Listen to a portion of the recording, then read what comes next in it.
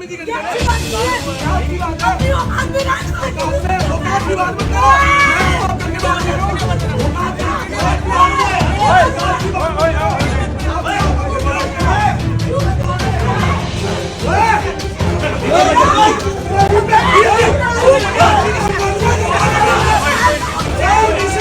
तुम्हारा दिया हुआ गिलास मैं पी लेती, तेरी गोदी में बैठ के मैं नाच लेती तो मैं अच्छी औरत होती। हमेशा ऐसा क्यों होता है? आप कंट्रोवर्सी के अंदर ही क्यों फंसते हैं? मतलब आपके गाने के समय ही ऐसा कुछ क्यों होता है? वो ये बोल रहा था सब पीती हैं आप जैसे सब पीते हैं, पी लो पी लो। मेरी छाती के ऊपर तुम दारू का गिलास लेके आओगे, मैं बिल्कुल मना करूंगी। तमीज में बात करके बात कर, अपनी औकात मत भूल। जबरदस्ती तो भाई तुझे मैं पानी पिलाऊंगी तब भी तुझे गुस्सा आ जाएगा। इतनी सारी उसने मुझे गालियां पार्टी में दी जो रिकॉर्ड भी नहीं हुई है। ये तो नाचती गाती है, ये कैरेक्टर जस्टिफिकेशन कर ले। मेरा कैरेक्टर का जस्टिफिकेशन तूने उस दिन पार्टी में किया था, तब भी थप्पड़ खाया, तब भी कर रही हूँ। नमस्कार साथियों, स्वागत है आपका हमारे YouTube चैनल झलको दिल्ली में। तो जैसे कि आप लोगों को पता है, झलको दिल्ली जो है चप्पे चप्पे की खबरें दिखाता है। लोग फेमस होने के लिए क्या क्या कर रहे हैं वो हम लोग आपको वायरल वीडियोस में लगातार दिखाते आ रहे हैं। तो आज हम इसीलिए आए हैं मिलने के लिए निशा लांबा जी के पास में, क्योंकि उनकी एक वीडियो वायरल हो रही थी जो कि सभी आप लोगों ने भी देखी होगी, जो मैं इस टाइम पे विजुअल के तौर पे आप लोगों को दिखा भी देता हूँ कि किस तरीके से एक मंचले ने जो है क्लब में निशा लांबा जी के ऊपर हाथ रखा और उनको ज़बरदस्ती शराब यानी अल्कोहल पिलाने की कोशिश करी है। और उसके बाद जो हुआ वो आप सभी ने देखा। तो क्या कहानी थी, क्या मोटिव था उनका और क्या हुआ था उस रात क्लब में, चलिए उन्हीं की ज़ुबानी हम लोग जानेंगे। तो साथियों, हम लोग आ चुके हैं निशा जी के पास में। उस रात की सच्चाई के बारे में ये खुद अपनी ज़ुबान से बयां करेंगे कि आखिर उस रात क्या हुआ था और वहाँ पे क्या वजह थी जो कि इन्होंने एक थप्पड़ जड़ दिया था उस व्यक्ति के। नमस्कार मैम। जय माता दी। पहले तो मैं ठीक करूंगी, एक नहीं दो थप्पड़ जड़े, और दूसरी चीज़ ठीक करूंगी, बार बार जड़ूंगी।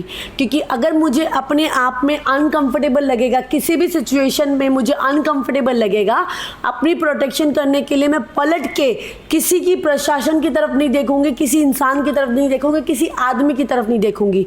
मेरे भी दो हाथ हैं, जड़ूंगी जड़ूंगी और मारूंगी। तो मैम, मैं फर्स्ट ऑफ ऑल एक सवाल आपसे करना चाहूँगा। उस क्लब में आप क्यों गए थे और वहाँ पे क्या हुआ था? आप शुरू से पूरी कहानी एक बार अपने बयां करें। मैं पार्टी थी वहाँ पे, मुझे बुलाया गया था, अपनी मर्जी से नहीं गई थी।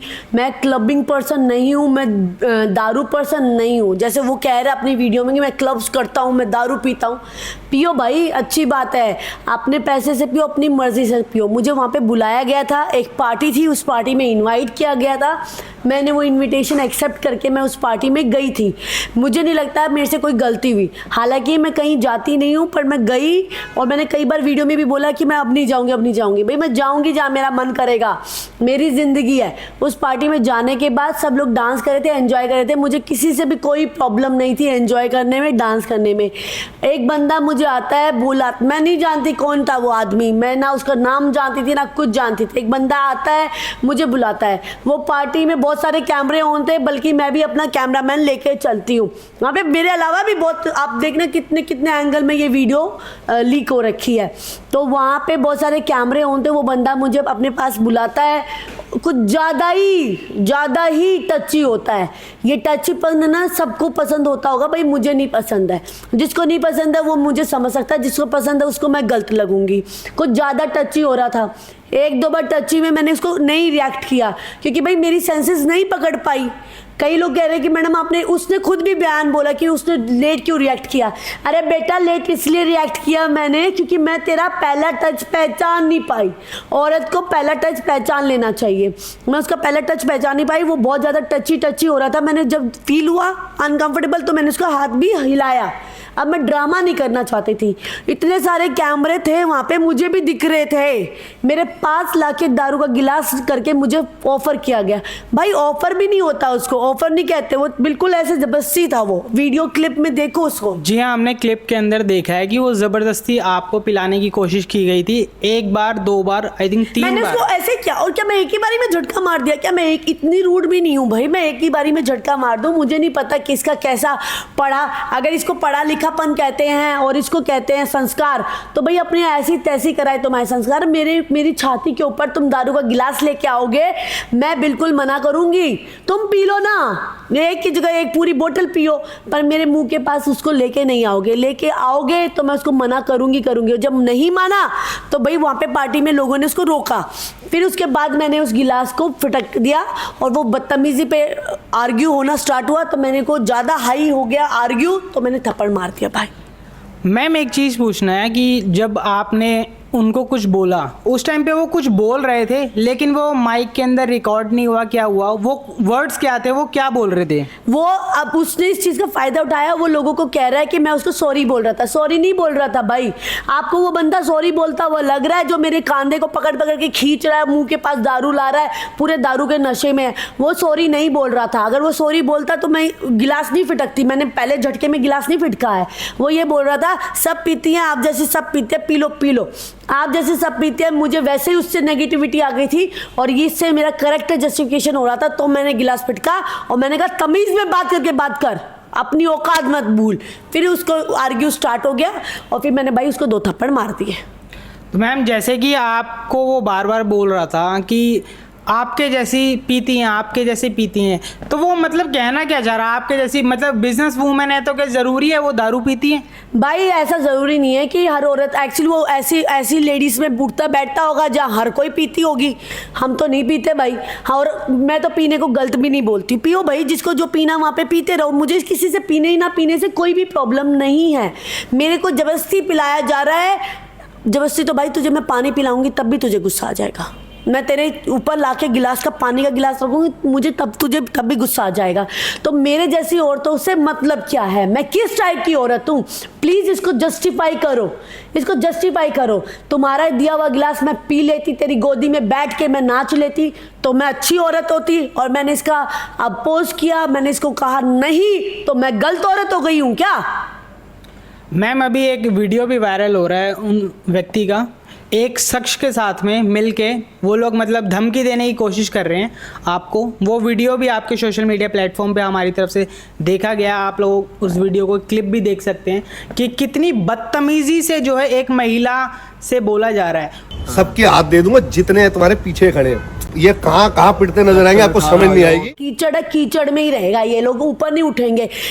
मेरी कोई भी वीडियो में मैं कितने भी गुस्से में होंगी, उस पार्टी में जाना, किसी भी लोग का नंबर लेना और उनसे पूछना क्या निशा लांबा ने कोई गाली दी। निशा लांबा ने थप्पड़ ज़रूर मारा, पर मेरे मुंह से कभी माँ बहन की कोई गाली निकली ना, उसकी पर्सनैलिटी के बारे में।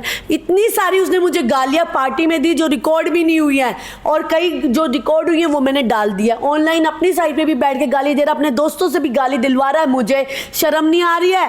2 बच्चों की माँ हूं या नहीं हूं, तुझे उससे क्या मतलब है? लड़की हूं, लड़की को भी छोड़ो, वुमेन कार्ड नहीं खेल रही हूं मैं, तुम मैन कार्ड खेल रहे हो राइट नाउ कि मेरे को थप्पड़ मारा, मैं आदमी हूं मुझे थप्पड़ मारा। अबे आदमी नहीं है तू, छंजोदल कुछ नहीं है तू, बंदर है बंदर, और थप्पड़ मारूंगी मैं तुझे। मुझे ये गाली नहीं लगती इसलिए मैंने बंदर बोला, नहीं तो मन तो अंदर अंदर से बहुत गाली देने का कर रहा है। तो मैंने एक भी वीडियो में कोई गाली नहीं दी, मैंने अपना पॉइंट ऑफ व्यू रखा। लोगों को अगर मेरा पॉइंट ऑफ व्यू समझ में आ रहा है तो बहुत अच्छी बात है, वरना जो औरत को गाली दे, औरत क्या आदमी को भी कोई गाली दे तो गलत बात होती है भाई।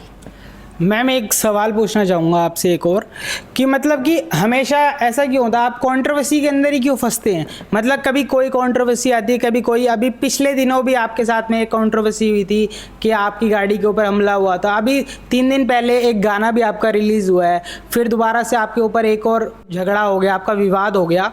मतलब आपके गाने के समय ही ऐसा कुछ क्यों होता है? क्या ये सब फेक है या रियल? पिछली वाली जो है वो तो 2 साल 2.5 साल पुरानी है। मेरे साथ हर वक्त कोई कंट्रोवर्सी नहीं करता है।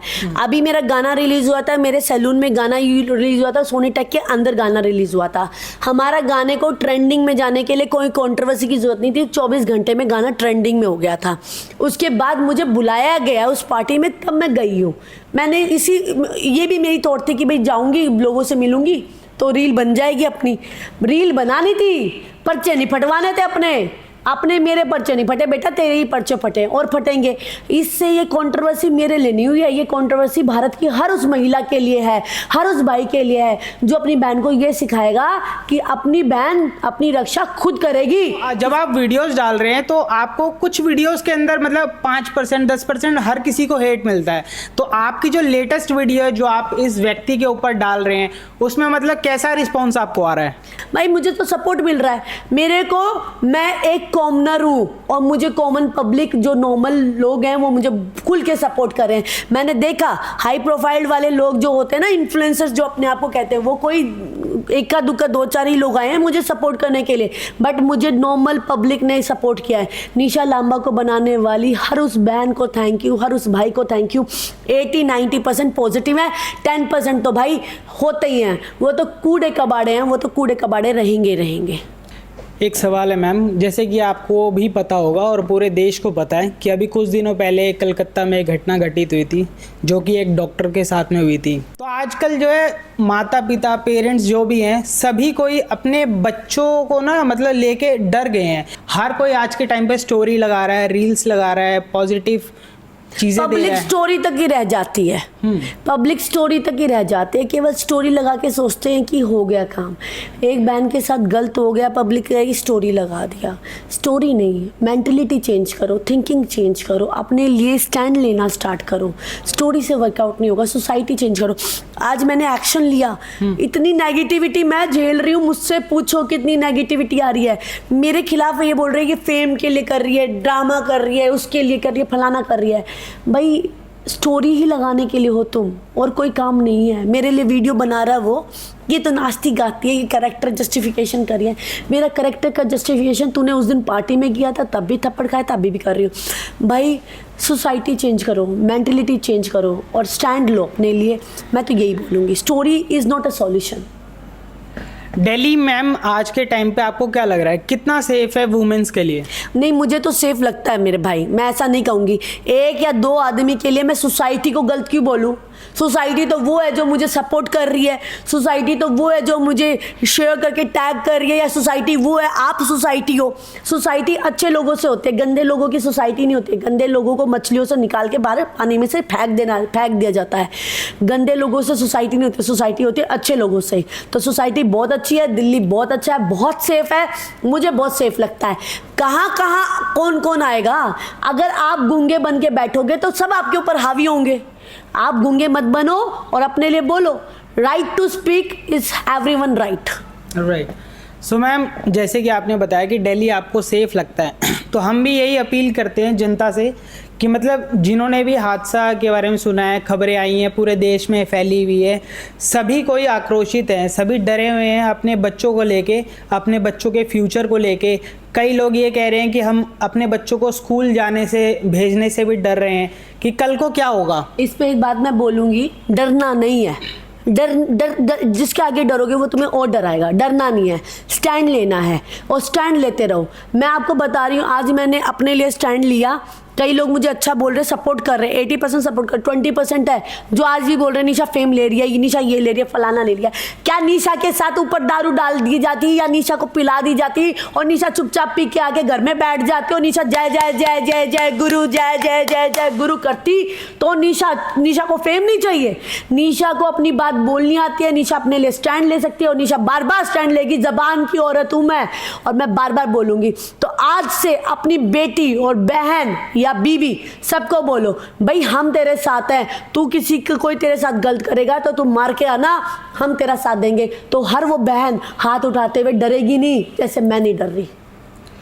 तो साथियों, ये थी निशा लांबा जी जिनके साथ में हमने आपके उनके विचारों को व्यक्त किया है कि आखिर वो इंसिडेंट क्या हुआ था। इनकी ज़ुबानी हमने जानना चाहता कि आखिर रियलिटी क्या थी उस रात की जो ये सब घटना घटित हुई थी, ताकि आप लोग जो सोशल मीडिया पे देखते हैं, एक तरफ हम कुछ देख लेते हैं और उसको हम कुछ सच मान लेते हैं। इसलिए हम निशा जी के पास में आए थे ताकि उस रात के सच को हम आपको दिखा पाएँ, बता पाएँ कि आखिर क्या हुआ था। वो जो दूसरा शख्स था उसके लिए भी ये प्लेटफॉर्म ओपन है। अगर आपको लगता है कि अगर ये निशा जी कुछ गलत बोल रही हैं या वो जो इंसिडेंट हुआ है, अगर आप भी अपने पक्ष को रखना चाहते हैं तो ये प्लेटफॉर्म आपके लिए भी ओपन है, आप भी बता सकते हैं, जैसे कि निशा जी ने बताया कि उस रात क्या हुआ था। बिल्कुल, देखो भाई, सबका एक प्लेटफॉर्म है, मैं अपना पॉइंट ऑफ व्यू करे, वो अपना पॉइंट ऑफ व्यू करे, मुझे उससे कोई प्रॉब्लम नहीं है। बट भाई आपका राइट आपके घर तक या आपके फ्रेंड्स तक है, दुनिया आपकी पब्लिक प्रॉपर्टी नहीं है। बिल्कुल बोलने का हक सबका है, जैसे मैं बोल रही हूँ वो भी बोले अपनी बात। तो आप भी अगर बोलना चाहें तो बोल सकते हैं। और मैं सभी जनता से यही अपील करना चाहूँगा कि जो भी एक घटना घटित हो रही है, जितनी भी हो रही है, वुमेन सेफ्टी पे बातें हो रही हैं, सभी कोई सेफ्टी से रहें और सेफ्टी से आए जाएं, ताकि घटना किसी के साथ भी घटित हो सकती है, कुछ भी हो सकता है, पल भर का कोई भरोसा नहीं होता। तो इसलिए हम आए थे इनके पास में। आपको इनकी बातें कैसी अच्छी लगी, बुरी लगी, आप अपने जो भी राय है नीचे कमेंट बॉक्स में बता सकते हैं इनके बारे में। ज़्यादा अपडेट्स जानने के लिए हमारे चैनल को सब्सक्राइब करें और फॉलो करें। बहुत बहुत धन्यवाद। जय हिंद।